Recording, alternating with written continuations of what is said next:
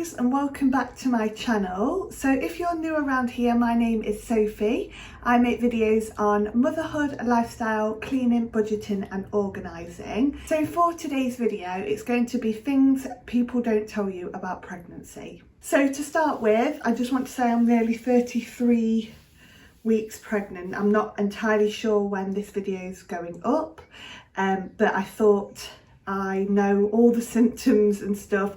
I'm guessing there's going to be more to come, but I thought I'd film it now because I know lots of little incy-wincy detail about pregnancy, so I thought I'd share it with you. Basically, I thought I'd make this video because during my pregnancy, and I know everyone is different, things have happened to me and my body that I didn't know happened in pregnancy. Don't get me wrong, I am so grateful to be pregnant. I wouldn't change it for the world, but I feel like some of the things that have happened to me are a bit of like a taboo subject and they don't get spoken about a lot. So I thought I'd make this video and I hope people can relate to me and I'm not just the one that's going through all these weird and wonderful symptoms. Let me know if I don't cover any specific topic. Like I said, everyone's pregnancy journey is completely different and symptoms and stuff will change throughout of other people's pregnancies.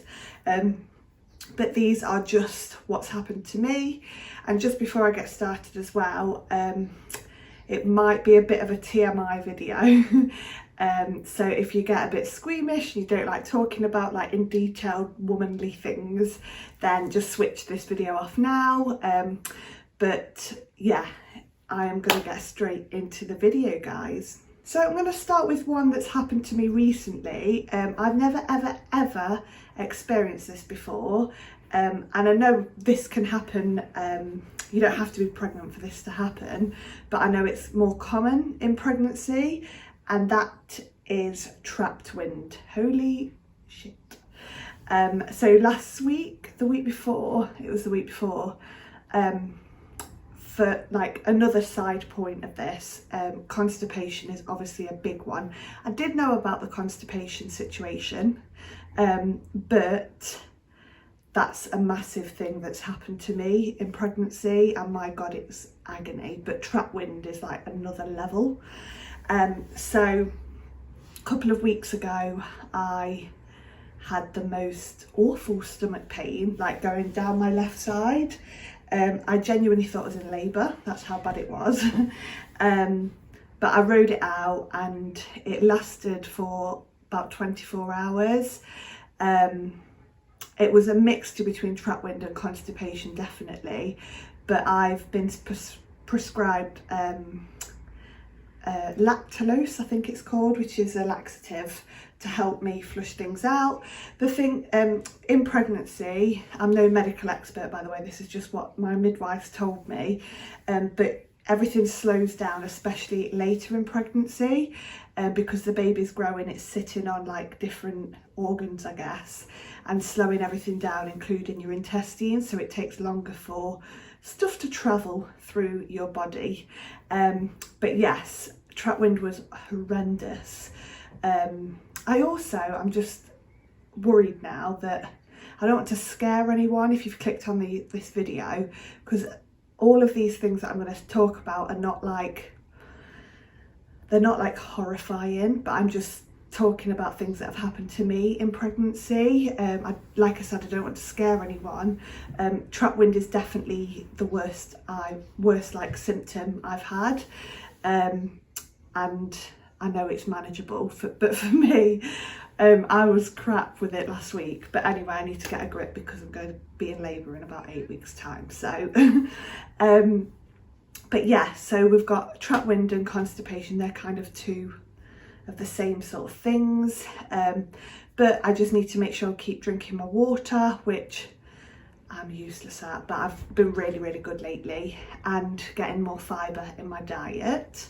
The next one, we're on the subject of poo, so we'll talk about bum holes and that's haemorrhoids. And sorry again, this is TMI, but haemorrhoids is a real thing. You can get this not in pregnancy as well, I'm used to this, if I'm completely honest. I've had it before, but it's not been that bad, but it's definitely been there. But everyone keeps telling me to get used to it because the hemorrhoid situation doesn't get any better after birth. So I guess this is all preparation for when I've had the baby. So yeah, hemorrhoids, constipation and trapped winders all kind of are the same thing, I guess.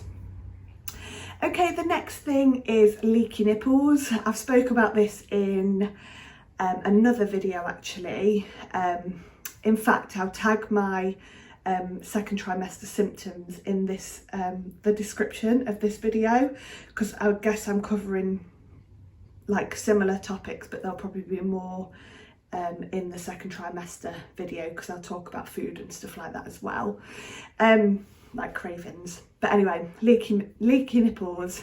So if I'm honest, I didn't know this happened at all. I had an inkling because this happened to someone I know, but I didn't know it happened so early on in pregnancy. So you produce this liquid, I guess, called colostrum, and it's basically classed as liquid gold. So it's really good for the babies when they're first born, and this will be the stuff that the babies get before your milk comes in, basically. And yeah, I've been having leaky nipples since about 19 weeks, so a very, very long time now. So again, I'm used to it. I just pop a breast pad in. It comes and goes though. Like some days I'm like, hell, like this is a lot, and then some days it's not at all. So yeah, I didn't know that was a thing properly until it happened to me. But I guess it's just getting me used to putting breast pads in and stuff like that. And also on that point, you can like harvest your colostrum from 36 weeks, I believe. So you get little syringes and pop your colostrum in, then you can freeze it for when the baby arrives if you have any sort of problems with the baby and you need to like be separated or anything like that, or you're struggling to latch or anything like that. So I am planning on doing that in a couple of weeks time. So give me all the leaky boobs from 36 weeks, but just not before. But anyway, I'm used to it. So the next thing is swollen hands and feet. So I have had this in the last few weeks. Like I say, I'm nearly 33 weeks now. So I know that a symptom of swollen feet and hands is a sign of preeclampsia. I have been tested for it, like my urine's fine, there's no protein in my wee, my blood pressure's fine. So I think it's when it's a mixture of those things and the swelling doesn't go down, that's when the midwives probably might be a little bit concerned and maybe send you for more testing. But I haven't got to that stage yet, but I have had swollen hands and feet, and yeah, it is worrying, but I guess it's all like in the pregnancy world. So I've normally got a chain actually around my neck, so a little silver chain, and when my hands swell up I just pop my rings on the chain because I don't like to not wear them. So yeah, I pop them on the chain when my hands swell up, and my ankles swell up quite a lot, to be honest, but they do go down once I've elevated them and rested. So I know that's like a normal thing. I didn't know about the swollen hands and feet, but you know when you just don't get how intense it is.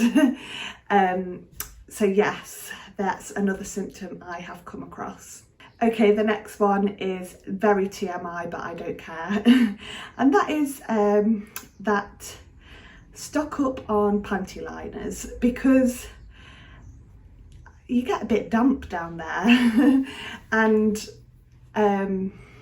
yeah, sorry, I've lost my train of thought now because it's a bit TMI, but it's a real thing, and a lot of people I've spoke to who are pregnant as well, it's the same for them, but I just feel like this isn't spoken about much. So I would stock up on panty liners or sanitary towels or anything like that. To be fair, it's not that bad for me most of the time, some days more than others, but I think it's actually a good thing, and it's your body's way of protecting your vagina, basically.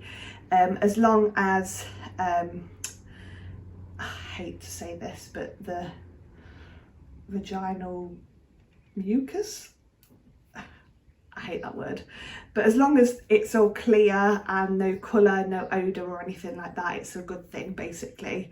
If obviously you have blood in it, it's a slightly different colour, or it smells off, then contact your midwife. I haven't had that at all, so I assume everything is fine. And obviously if there's a lot and it's trickling down your leg, I guess your waters might have broke, but that's not happened to me yet, touch wood. We've got a few weeks to go yet.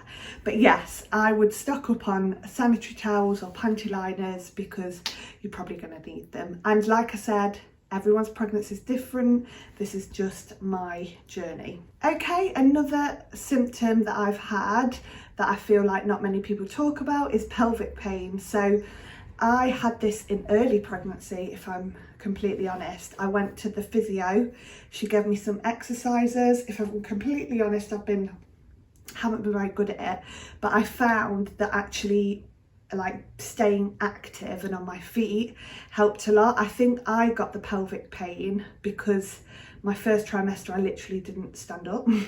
I sat down for 12 weeks, and I think that actually caused my pelvic pain. I know everyone's different, and like being more active can make your pelvic pain worse. So if you are getting it, obviously contact your midwife.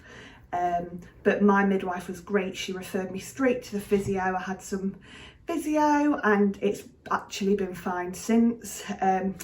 My pelvic pain, it's like where your coccyx is, it's like on, like even further down on the bony bit. So mine was like on my back rather than like on the front of me. So yes, pelvic pain, it's not the nicest feeling, but I know if you get it, to sort of contact midwives, because they can help and there is things that you can do for it. For instance, like wearing a support band, support belt, anything like that. Okay, and this one I did know about, but I've never had it before, and it's not the nicest, but heartburn. So this is very common in pregnancy, especially later on. I pretty much get heartburn after everything I eat and drink. I know that's very extreme, but everyone's different. But I'm very lucky that, you know, the Rennie tablets, they actually help and it makes it go away straight away. But I know some people have it a lot worse than me and have to be prescribed like something stronger from the doctors to help with it. But it's a known side effect to pregnancy, and it's just one of them things, guys. But I was speaking to my sister the other day. She suffered with it quite badly, and I said to her, does the heartburn just stop like after giving birth? And she said literally immediately. So that's one of the things that I am looking forward to about not being pregnant. Even with water, it gives me heartburn. So yeah, the joys of pregnancy. Okay, and then I've just got a couple more things. I know I've probably missed loads off, but these are just my symptoms and stuff. But the last two, the first one being baby brain. Now, I think it's an actual real thing. Well, I know it's an actual real thing, but I mix my words up. I forget to talk. I mean, I mix my words up anyway, but being pregnant, it's made it a lot worse. I forget to talk. I zone out when people are speaking to me. I forget things. What did I put the kettle in the fridge the other day or something like that? Oh, the sugar in the fridge after making a tea. Like, that's so funny. But yeah, baby brain is a real thing, and this term is thrown about, but I believe it's a real thing, and I guess it's not really spoken about, and you're like, oh, my baby brain, but actually no, I believe people when they say baby brain now, because mine is there and I expect it's going to stay for a while now.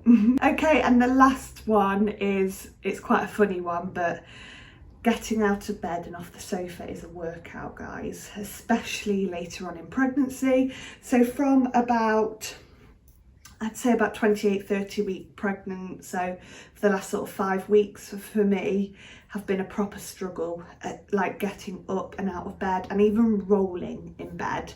Like, my gosh, Liam was saying to me earlier, like, why do you like grunt when you roll? I was like, it's hard work. But maybe I shouldn't be grunting when rolling. But yeah, getting up and off the sofa. But the best thing is to do is basically just bend your knees and make sure you roll over with bent legs, and again rolling onto your side before getting up off the sofa or out of bed, rather than like sort of sitting up to like, and it strains your stomach area.